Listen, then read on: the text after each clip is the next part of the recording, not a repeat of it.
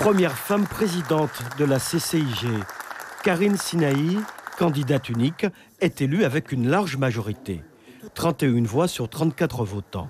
Ce résultat met un terme aux tensions qui avaient conduit à l'annulation des élections de 2016. La page semble être tournée aujourd'hui. La Chambre doit s'inscrire désormais dans une nouvelle dynamique.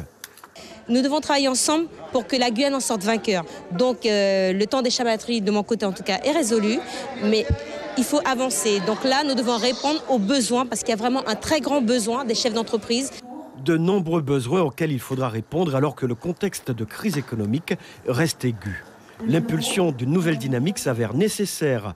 Des actions sont envisagées autour de grands axes, parmi lesquels la formation. Nous allons surtout faire en sorte que les besoins des entreprises en matière de formation, d'aide à la création d'entreprises et d'aide aux entreprises en difficulté, qu'ils trouvent au sein de la CCI une réponse à leurs attentes.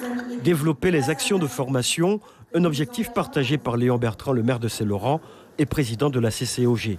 L'Ouest en a urgemment besoin. En 2030, nous serons 135 000, c'est-à-dire une population beaucoup plus importante déjà que celle de Cayenne, mais de toutes les capitales de l'outre-mer. Par conséquent, nous avons vraiment beaucoup de travail à faire pour éviter que Saint-Laurent ne soit pas, à cette époque-là, le futur bidonville. Et donc, nous comptons énormément sur des partenaires comme la Chambre de commerce, par exemple. La nouvelle gouvernance de la Chambre consulaire a 4 ans pour mener à bien ses projets.